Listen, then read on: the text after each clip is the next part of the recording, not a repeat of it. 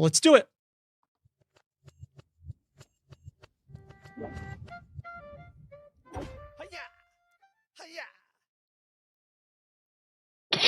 Hey, experts, welcome to the Guild. Hey, Joe. Good to see you, Zach. Hi there. Hey, Siddharth. Good to have you. Really good turnout so far. We're going to have a lot of questions, I know already. Before we dive in, though, I'm sure people are dying to know a little bit more about our black belt experts. So, Siddharth, maybe a little more background of a little more about you and your experience with automation, maybe. Absolutely. So, hi, everyone. And Joe, thanks for having us. My name is Siddharth. I'm the CTO of Velocity Global, and Velocity Global is a startup which works in allowing employers to find and manage employees all across the world. So we take care of everything from payroll and benefits and, tax compliance and all that stuff using software. And prior to this, I was a CTO of another startup, goodhire.com, which got acquired last year.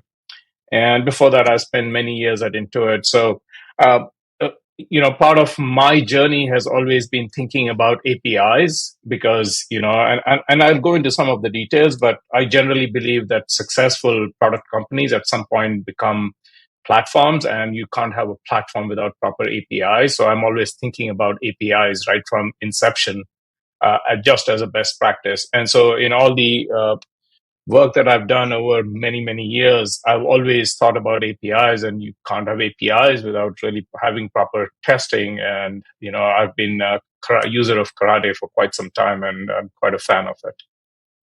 Awesome. So you started at Intuit. Were you there when Peter worked there as well, when he started karate? I did know Peter from our Intuit days. Yes, awesome. Absolutely. Cool. Good to know. So early adopter here. This is awesome. And Zachary.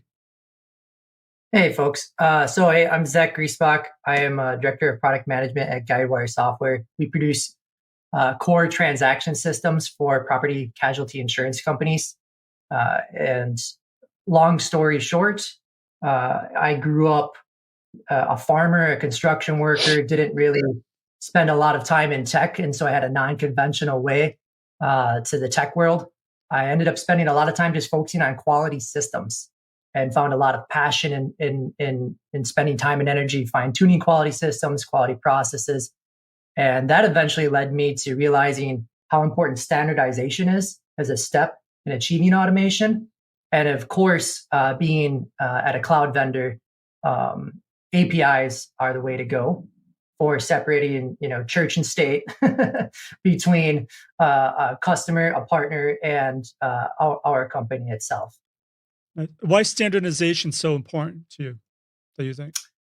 Standardization tends to be a step that many miss on the way to automation to achieve results that they can fine-tune over time.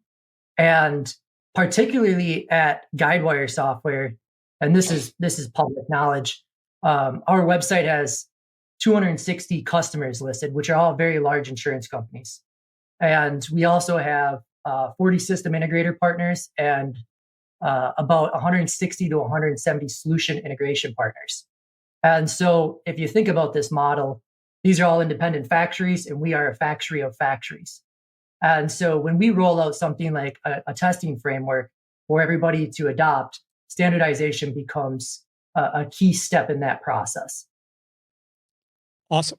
So I know one of the key processes is also selecting tools and things like that. So I just want the Guild to know we have a poll live now. Just click on that Q&A tab and let us know, what do you think, or what do you consider is the most important capabilities in an API testing tool? As I said, I want to make this a conversation between not only the experts, but also the Guild. So anytime you have any questions, drop it here and I'll try to interact with the experts at the same time as well. So let's get into API testing though. Siddharth, what got you into API testing? Do you see an increase in the importance of API testing? Maybe a little more about why karate and API testing. Yeah. So there was a paper which came out. It's been half a decade now, maybe, talking about the API economy. If you haven't seen that, it's actually an incredibly good resource. I'd highly encourage you to go through it. But Here's, I was kind of alluding to this earlier. My experience has been in a lot of companies. What happens is you build a product and now the product is up and running, and then you try to go up market, or your customer base increases, and suddenly your customers are asking for, hey, can I integrate with your APIs? And then what you try to do is retrofit the APIs on top of a product, and it becomes quite difficult. That's not an easy thing to do. So in my mind, so the way I like to run the software process in pretty much every place in the past decade I've been at is you don't write a line of code till you write the APIs. With the idea being that API is actually, you need to think of it as a product. And from day one, you kind of think of it as a product with the idea that it doesn't matter if there's a UI using it or there's a third party using it. There's a standard way of interacting with the platform, and that is the API. And so once you have that thought process in your head, you need to think about, okay, now how am I going to test it and make sure the clientele that I have, let it be internal front-end engineers, third parties who are integrating against you, how do you always know that you haven't broken something, that what you're producing is of high quality, that, versioning of APIs obviously is a big deal. I'm sure, all of you think about that. How do you make sure that, changes that you've made do not cause any kind of a versioning issue? Your APIs do not break unless you deprecate it in a very methodical fashion. So for doing all this, you absolutely need to think about testing your APIs in a very rigorous fashion. And for me, that rigor means that every time you make a merge request or a pull request, if things go through our CI pipeline, and part of our CI pipeline is actually testing your APIs. And how do you test your APIs? For us, the answer is using Karate, which our developers honestly love. So your developers love, that's interesting, because a lot of times when you use an automation tool, a lot of times the tester will select it and your developer's like, I'm not touching it, but that's good to know. Right, Zachary, are you laughing? Yes, I have. Very true. Unfortunately, that's very true. They don't always agree. So Siddharth, you were about to say something. Sorry, I introduced. Well, I mean, I've got lots of opinions on this matter. So, look, most of the places, all the places I've been at in the past decade, there is actually no QA team, right? So, and maybe they start going into the idea of what is quality and who owns quality. But, the way I think about quality is if you have a QA team and there is a Q in front of a team name, it says, oh, quality is their responsibility. I mean, it doesn't work that way. Quality has to be every single person's responsibility. And so the way I structure, and I believe this is consistent with the way modern software development needs to work, Scrum teams own services cradle to grave. If you are designing something, you have to test it. You have to deploy it, and something goes wrong in the middle of the night. Guess what? You're on the hook for fixing it. You can't say that, oh, there is a different team that needs to do it, because the development team is the team which knows this. So we don't have a QA team. We actually have a tools and automation team, right? Their job is to build all the tooling necessary, including all the infrastructure based on tooling like Karate and several other tools that we use. So use those infrastructure tool, but each Scrum team actually is responsible for their own testing. Now, there are certain pieces of specialized testing that, yes, we do have a QA team for. Performance testing, for example, is a somewhat specialized skill with very specialized tools, and we don't really need every single team doing that. So we do have some of that, but the traditional notion of a QA team, I don't really believe in, and that's not how we run operations at Velocity Global. Interesting. I like the approach, but it is somewhat controversial sometimes. It depends on the culture. So Zachary, how do you work at it where you work? How does it all work with API testing? Who does it? Things like that. Very similar in the sense of what Velocity's laid out here with Siddharth. It's, treat APIs as a product. Individual app teams need to understand and own all of their work, start to finish, including supporting it once it goes through.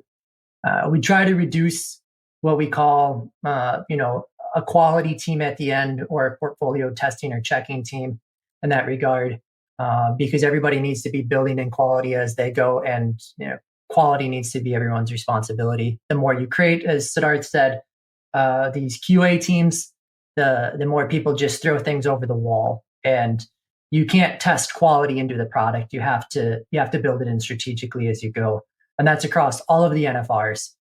Performance is an area where I haven't seen many companies, always give that back to the individual app team that's building something, and it tends to be centralized as a skill set as well as just a team.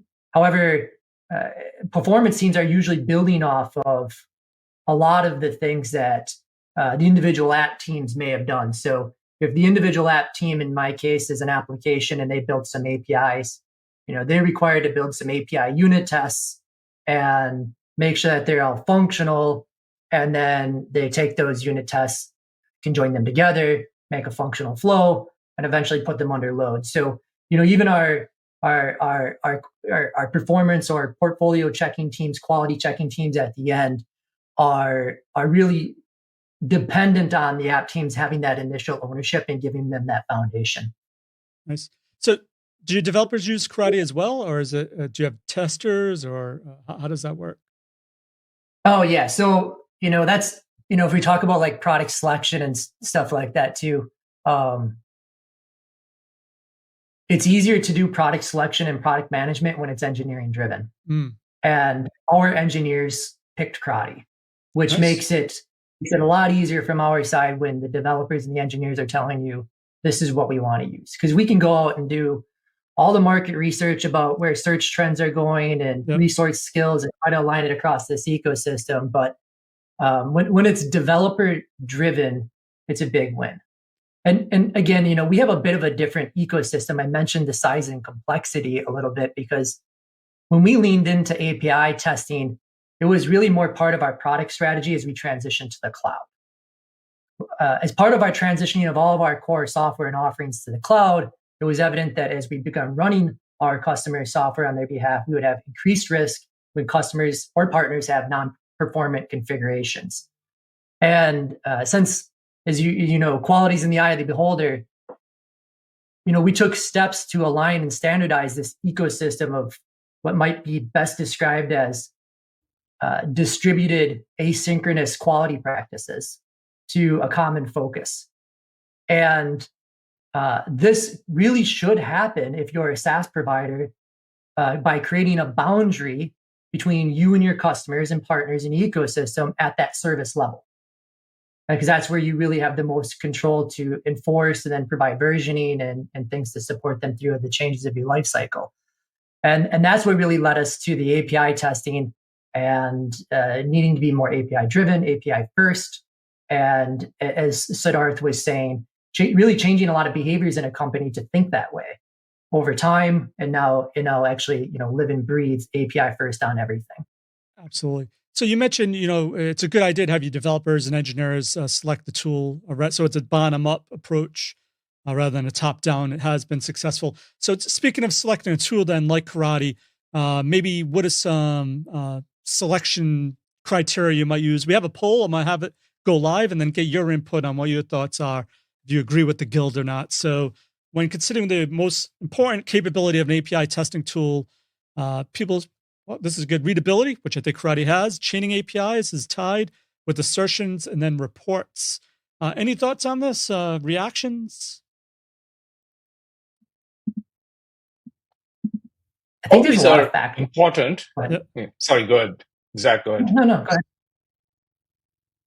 So I was going to say that, yes, these are important, but when I'm choosing an API testing tool, that's actually not where I start.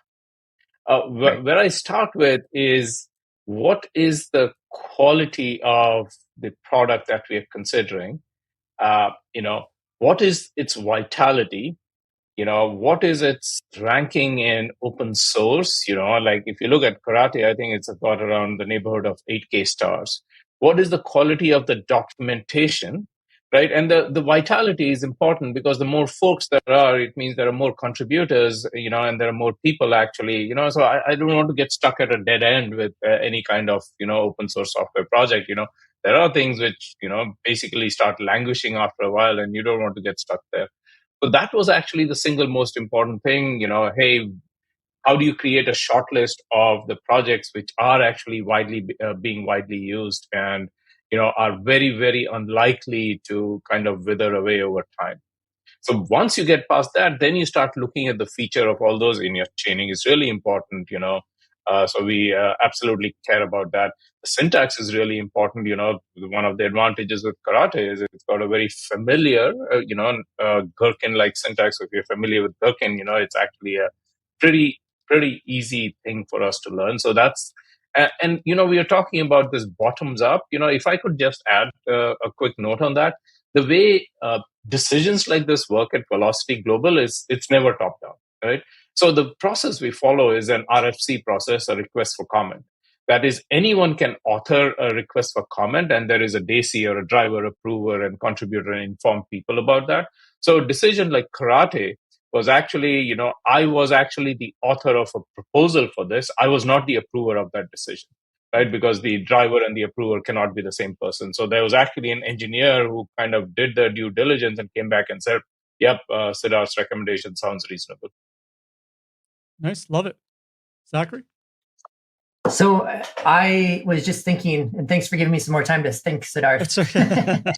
So I was thinking about the options in that chart, and it reminded me of, I think it was in Code Complete 2, the book Code Complete 2 by Steve McConnell. Love it. Yep. He had this really beautiful matrix where it basically showed if you, if you focus on one factor, other factors will either go up or down. And it had readability, usability, codability, all of these abilities, right? And then it had it on a matrix. If you focus on one, it's likely going to offset some other option. And so when I seen that chart, I couldn't help but think about that, because there's no perfect solution in that regard. You're going to end up making trade-offs. As a product manager, when I'm thinking about it, it's a little bit closer to what Siddharth was saying. I come up with some core ideas and values around, like, it needs to be focused on simplicity, efficiency, and effectiveness. It is always better when it's driven bottom up from the engineers, because if the engineers don't adopt it, we're not going to get anywhere. But the tool also, given the complexity of these ecosystems, if we're going to roll it out and standardize its usage, it needs to be easy to learn. It needs to align with known resource skill sets when possible, so we don't disrupt, across hundreds of insurance companies. One's using Java, the next one's using something else, and then increasing their costs to train. It needs to support test authoring in a way that aligns with your methodology and approach. So I know, Siddharth mentioned Gherkin, but we focus a lot on trying to support behavior-driven development. And if you select a tool that doesn't fit that, then your whole approach doesn't work. It also needs to support things like rapid testing. It initially has to have a set of robust testing capabilities and offerings, because one customer or partner is going to say, this tool is not doing enough, or this tool is more than I need. It needs to integrate seamlessly into that developer ecosystem for testing.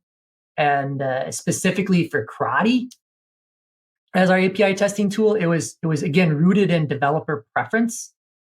Yet karate's ease of integration, flexibility, its feature set, including things like inline JSON creation, extensive verification capabilities, and that BDD style approach that we could build on, made it really stand out to us. And it was just a really clear endorsement from the engineering team that always seals the deal. They specifically appreciated being able to write in Java, being a little bit more object oriented, and also the compatibility with JavaScript.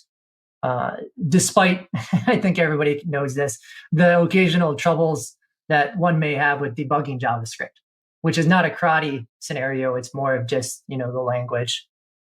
As a product manager, I was looking at it from the perspective of the things that Siddharth said on the market research, but also the extensibility, allowing us to wrap around and build our industry-specific functionality and tailoring that was needed for this, and its alignment for reusability and maintainability, since we'd be providing support on that wrapper before bringing it to market, and test data management as well as parallel execution were crucial roles.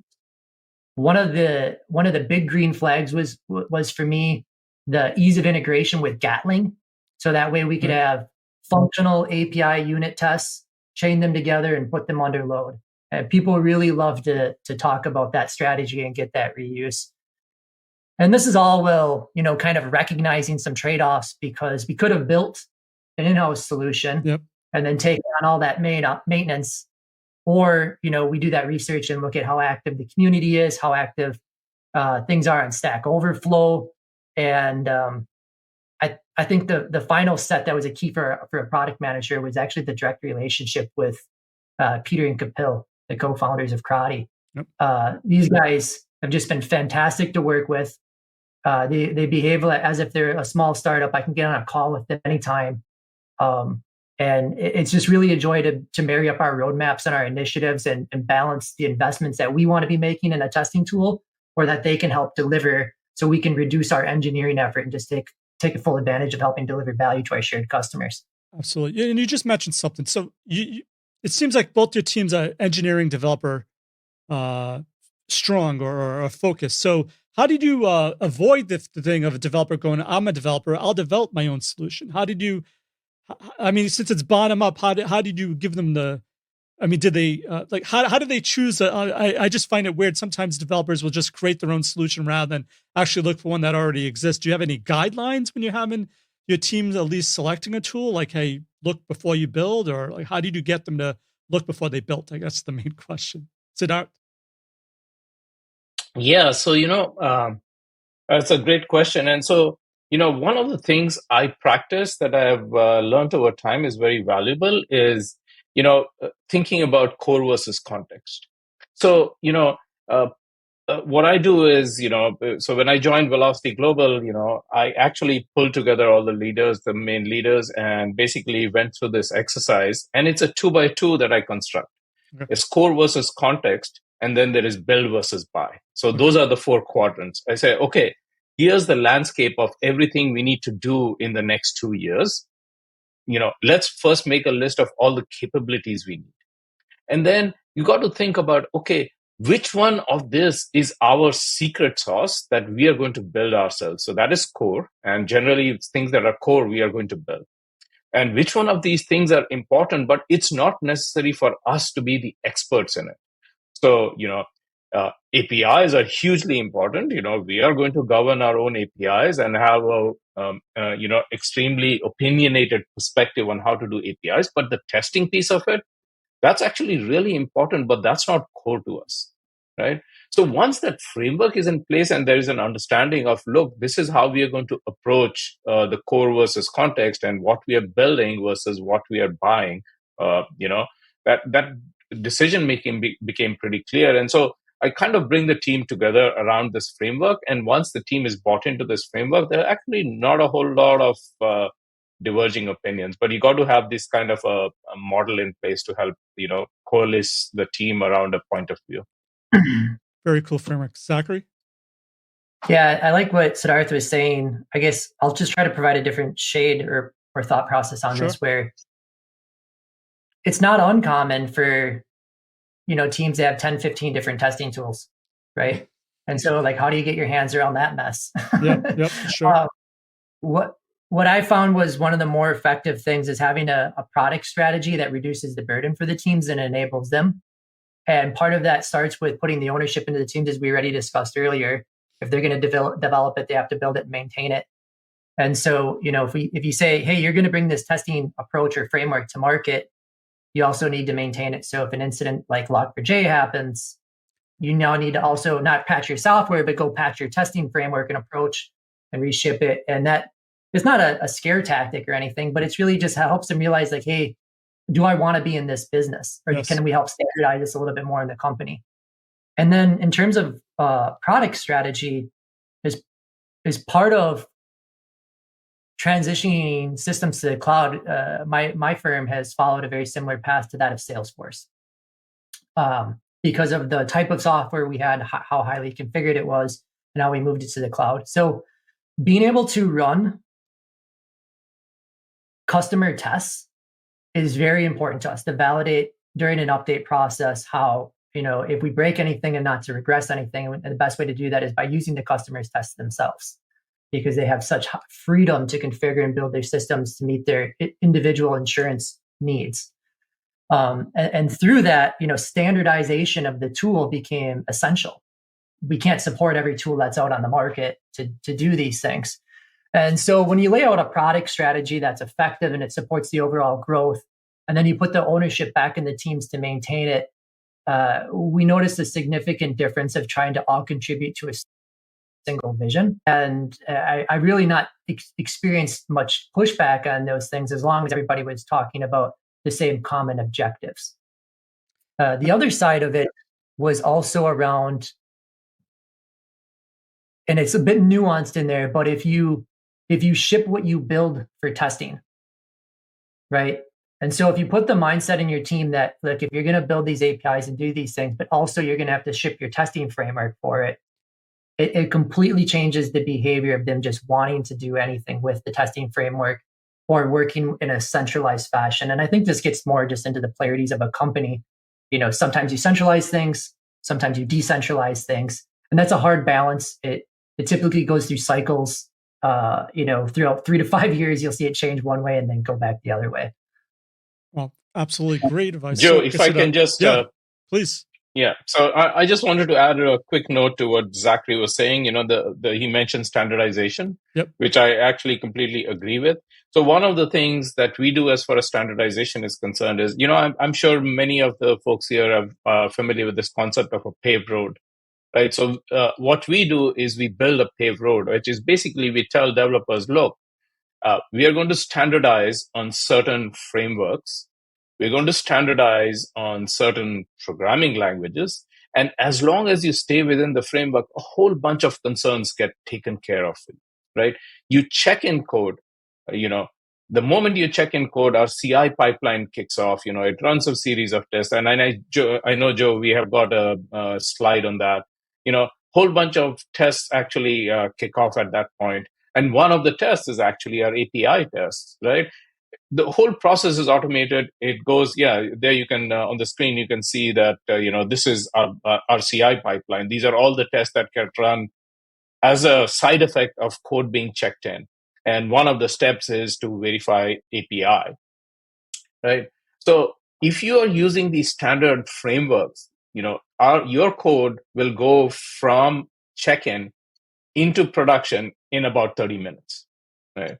And now there are all kinds of constraints that we apply, there are like feature flags and so on. So we are very careful of controlling the blast radius. But to me, best in class is your code goes, without any hands touching the code. It's all automated testing, goes through the CI pipeline, goes through all these processes of testing, goes into CD, gets automatically deployed, and it's available in production. So to me, that is what world-class looks like. And standardization is a really important aspect of that.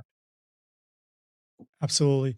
So, one thing I want to go over, it seems like you're all in on API testing. It seems like you've chopped out any misconceptions that your team may have had, but were there any misconceptions that you had to spar against in order to actually get buy-in to just focusing on API testing? Siddharth, I know you mentioned that you start with an API test from the very start. Did you overcome any misconceptions? I know a lot of tester focus say you can't do it because you have to do an end-to-end test to really mimic what the real user is doing. Did you get any of those type of objections or misconceptions that you had to overcome? So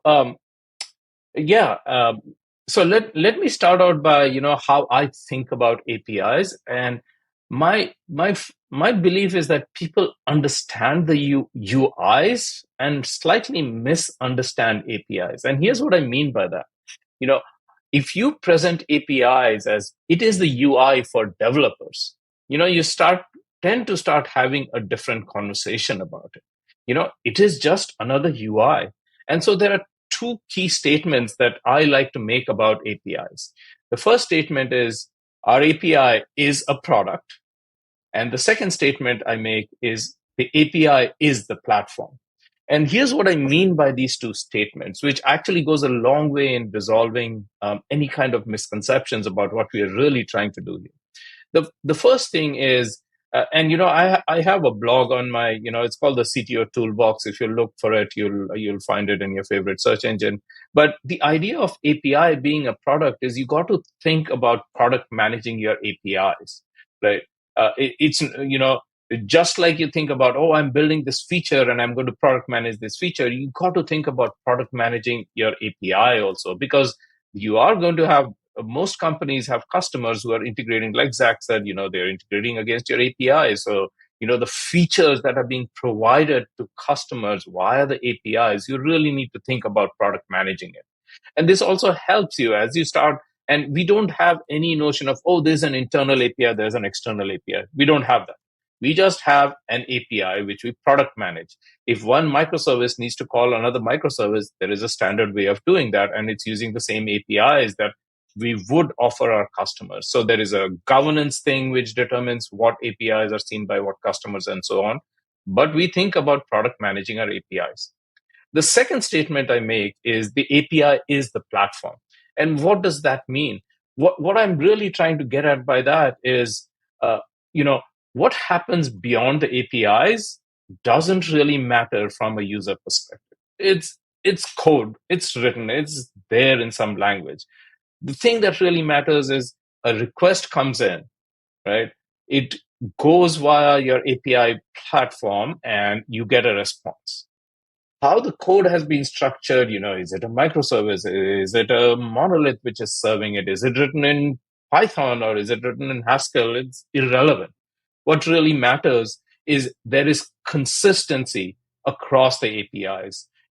The objects that are being returned is consistent. The way you authorize and authenticate is consistent, So that is the API platform. And once you start thinking about the APIs as being a layer which is consistently product managed as a product and as the entryway into the platform, there is a realization in the teams that, oh, okay, now I get what you're saying. What you're really saying is actually this is a UI. It's just that the audience is different. The audience happens to be developers, and people can do all kinds of interesting things using APIs that are outside the purview of what Velocity Global as an employee might be using the UIs for. Nice. I was just going to mention this, but Peter Thomas, the Creative Karate, is actually in the chat. He said API is a UI for developers. It's gold. That's a good one. I'm going to write a blog post on it and give you credit, obviously, but I think that is awesome. Zachary, Thanks, Peter. Any views on this? I work in an industry where we are a bit UI heavy. Customers, partners, and for various reasons, whether they're transitioning software or what have you, they ended up just naturally being very API heavy. And I think API testing in general is perceived as more complex than UI, just due to the technicalities that are involved. However, this overlooks the efficiency, the depth, and all the other values of API testing that need to be balanced out. And that's a transition of mindset, very similar to the name of this webinar, right? Navigating the brave new world of API testing. So unlike UI, API tests are less fragile and they can be executed faster. They're providing earlier system insights and behaviors. And tools like Crowdy are simplifying, making this accessible to individuals, even with lower maturity in their coding skills. And while folks may think of API as being technical testing, it can also be a very good way to achieve comprehensive functional coverage. And as an example, say an insurance company, and this is not uncommon, has 100 rules and maybe 100 different data points they're collecting on an insurance policy. That all gets collected and it goes into a complex rating algorithm through some API quote call, right? Each data element that's in there creates a different permutation. And that outcome that gets permutated is price to a customer. So, when we look at these large numbers of permutations at scale, even though it's functional testing, UI is just not realistic, right? You do 100 to the 100th power. And this is just a small example. It's much larger than that, right? So given this large complexity, UI is not the right tool for the job. And then you also need to add in other testing techniques, as I mentioned before about methodologies. You have to start thinking about combinatorial testing techniques, adding in algorithms like pairwise algorithms.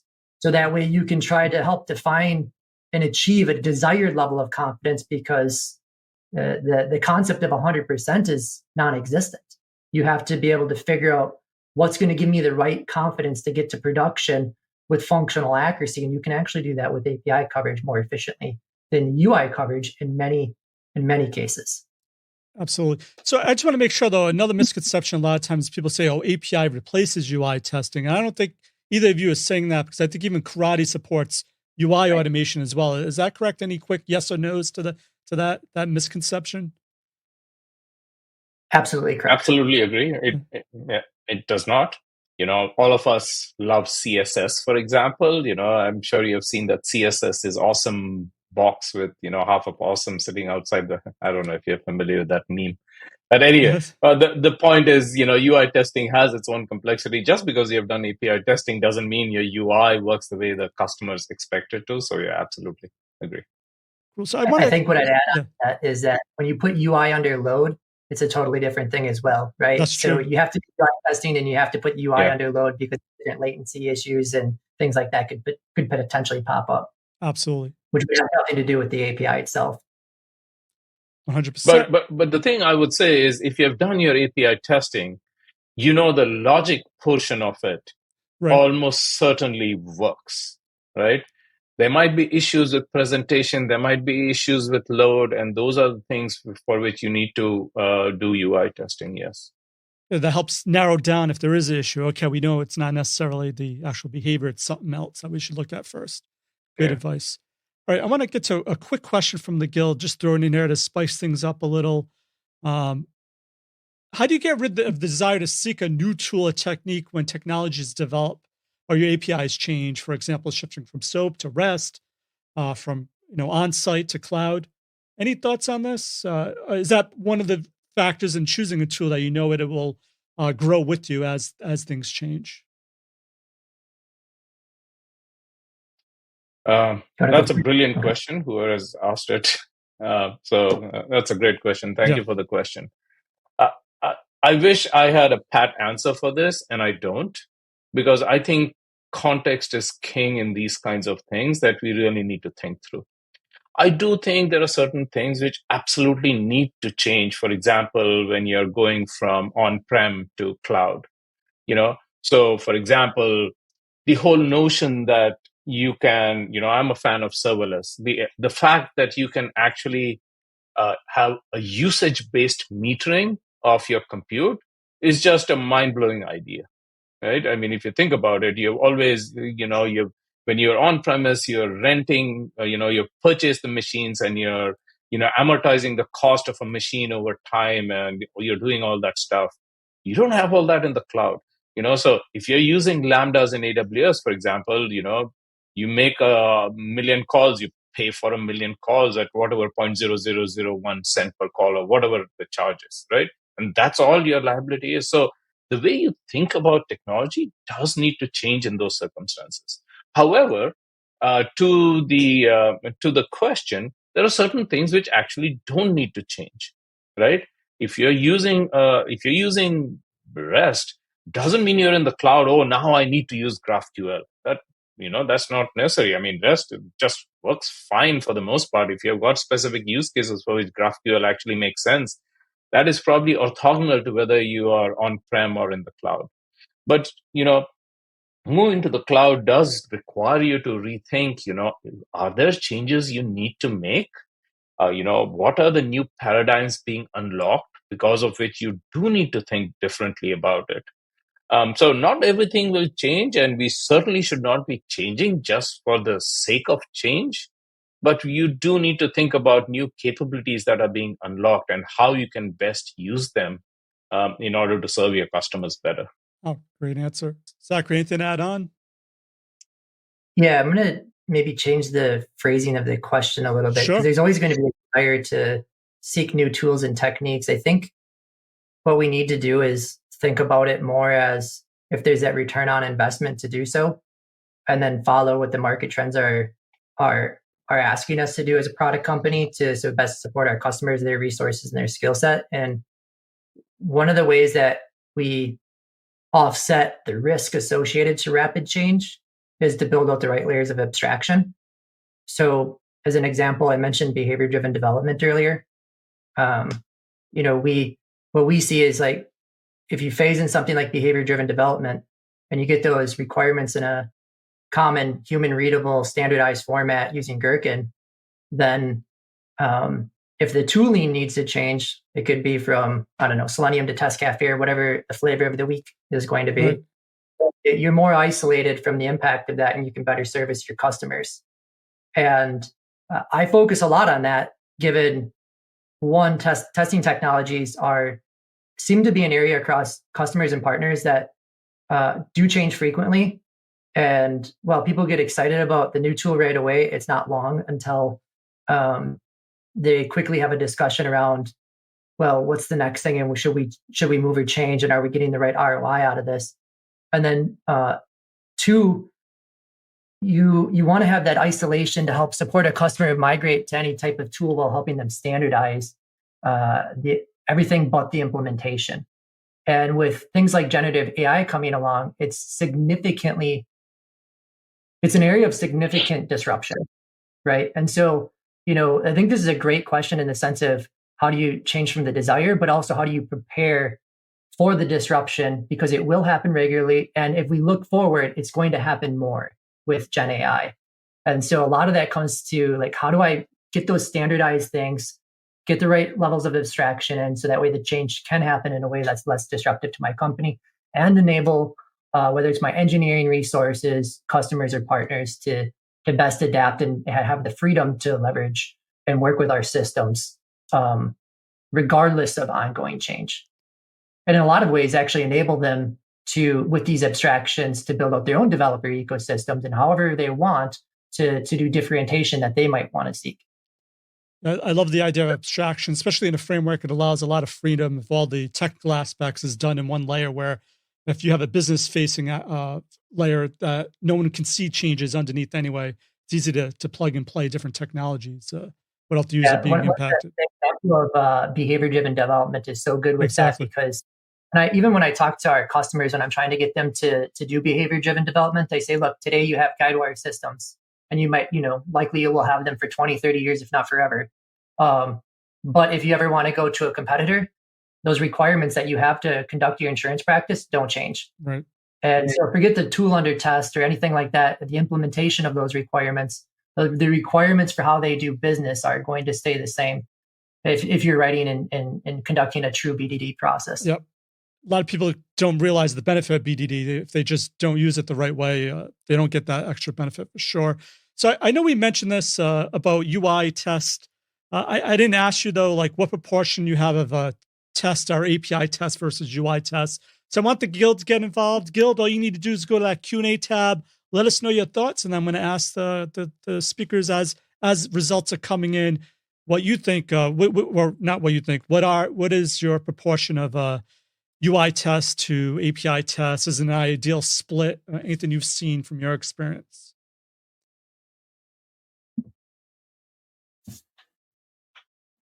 We have, Velocity Global has a disproportionate number of API tests.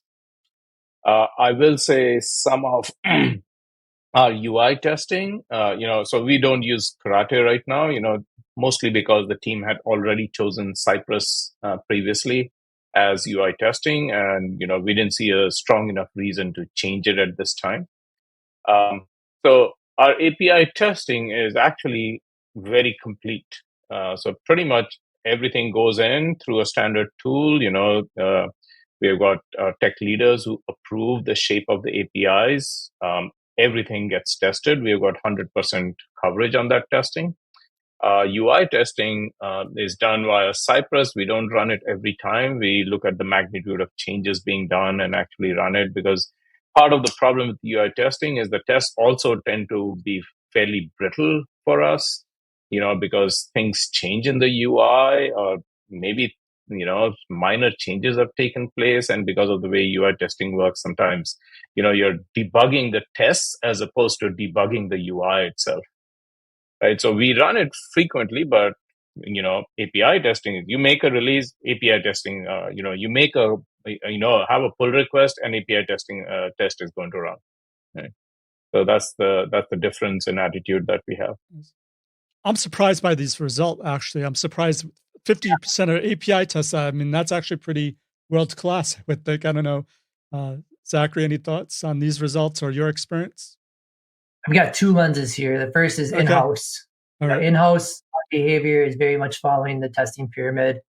A ton of unit tests, then getting into service level and having just a proportional less amount, but a still significant amount of API tests at a unit and an API functionally chained together.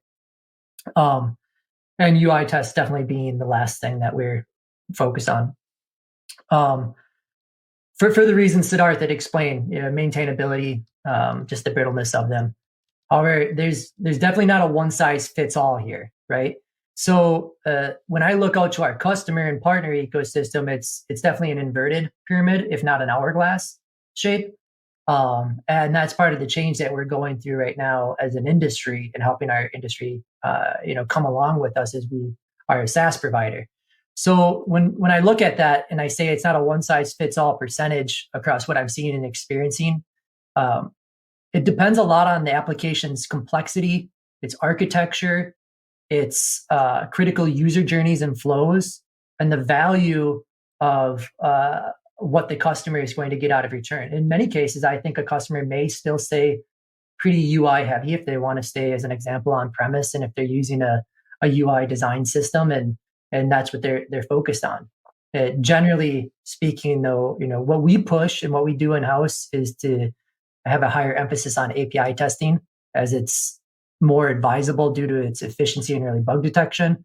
And UI remains critical for ensuring the end user experience. And that's not going to go away. But I think when people get there, it will just be at different phases in time. Absolutely. And so I just want to mention again, I'm not sure how many people are aware of, picked up on it. We mentioned it a few times, but Karate also supports UI tests. So I just want to get to this question really quick to start off another conversation on maybe features of Karate that you use. I know you've mentioned Gatling, but I don't know if people caught that. So I guess the question here is, can Karate framework replace Selenium WebDriver framework for UI automation? Mm-hmm. Do you want me to go first? Go for it, Zach. Yeah, please. It is a unique-ish ability that Karate handles both API testing and UI testing.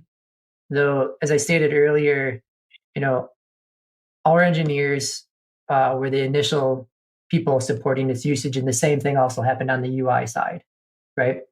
And so when it comes to UI testing, there's definitely commonly a need to call specific API activities in your UI functional flows, whether you're loading test data or doing something. And at Guidewire, we leverage Test Cafe inside of our UI testing product, and from which Test Cafe can also call APIs. So the similar uniqueness, primarily a UI testing product that can call APIs, Karate primarily an API testing product that can also do good and well service to UI testing.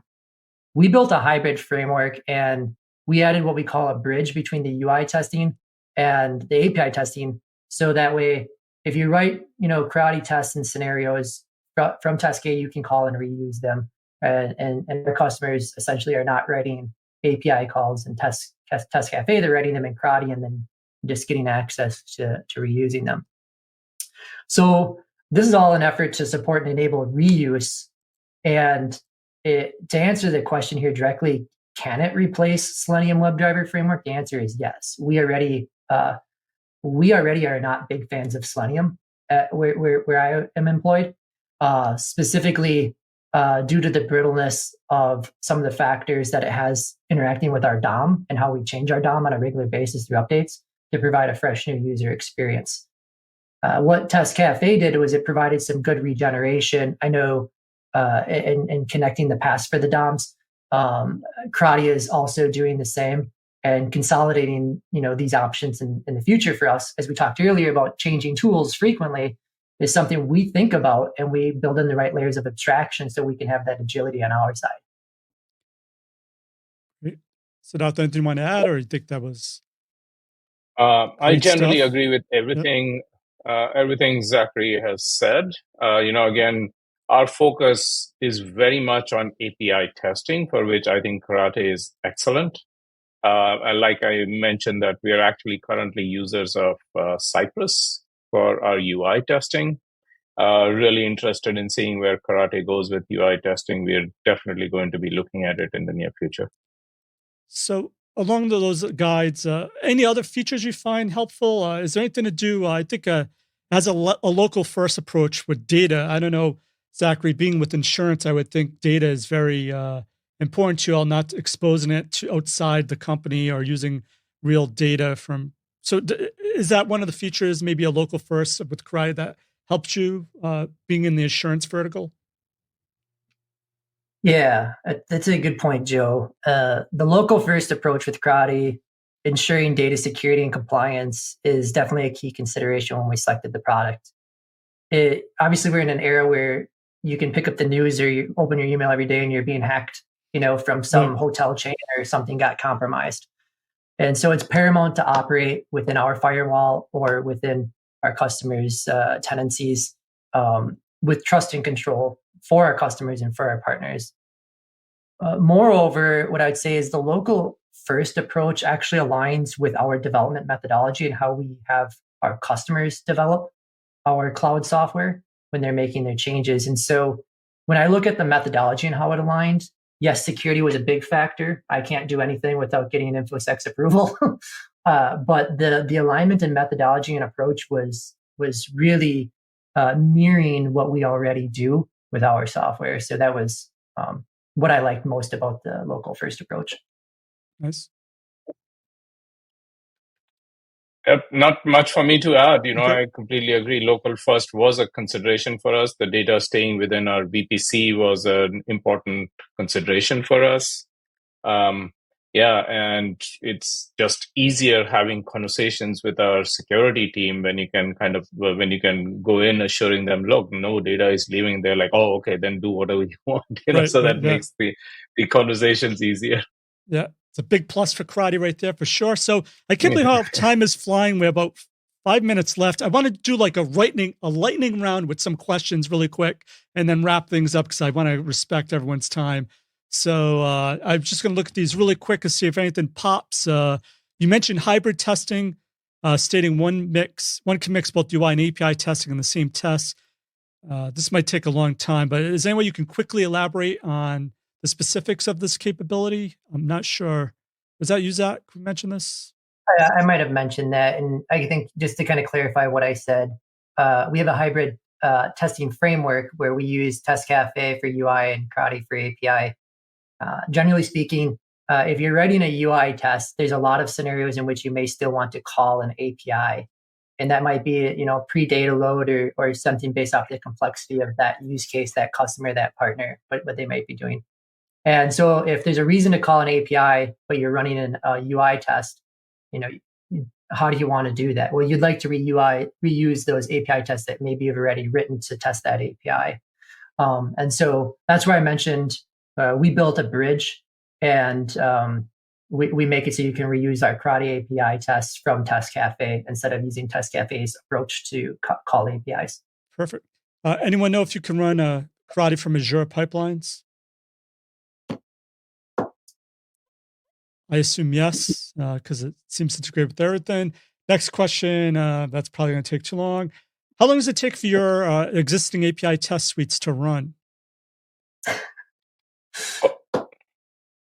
Sit up. So, one of the nice things about Karate is you can parallelize the tests. So literally for us, our test suite, I'd have to go back and look, but it's a matter of minutes. Probably low double-digit minutes is what it takes. Nice. Zach, can you beat that? Well, about the same. Okay. For our in-house API tests, they run very fast, but we're also running all of our customer tests as often as possible, which is a lot, so I'm not going to share that number. Okay, cool. Do you think, really quick, you need to do BDD and API automation scripts? That's a very interesting question, because Karate out of the box provides a gherkin interface, but it's not true behavior-driven development. Yep. We developed and built behavior-driven development using Cucumber on top of Karate as part of our extensions that we've built. And we're actually in conversations with Peter and Kapil to backport that to the product for the rest of the community. So do I think that you need to use that? No, it's an option based off of your development methodology, and it can better support your approach to automating a test if you use behavior-driven development as a development methodology. You have Peter and Kapil working overtime. That's awesome. Cool. All right. So I guess to wrap things up with 2 minutes left, I want to go around. I always ask people maybe one key takeaway of actual piece of advice you can give to someone. So if there's one message you can give to the community here on API testing or Karate, what would it be? Siddharth, let's start with you and we'll end with Zachary. First, I think you need to start with why are you doing APIs? Have a clear point of view on the need for APIs and why you're actually developing APIs. And if you don't think, you need APIs, well, then don't need APIs. But I think in 9 cases out of 10, having standardized APIs is something your business will probably want. Well, if you're going to have APIs, you got to make sure you think about it as, like I mentioned, that it is your platform and it is your UI for developers, so don't shortchange the testing of APIs. The really nice thing is it makes it easy for you to do Karate makes it easy for you to do the testing in a very reliable manner, unlike, some of the difficulties with UI testing. Right. So you can actually iron out a lot of bugs by actually focusing on API testing. Awesome advice. Zachary, let's wrap it up. Thoughts?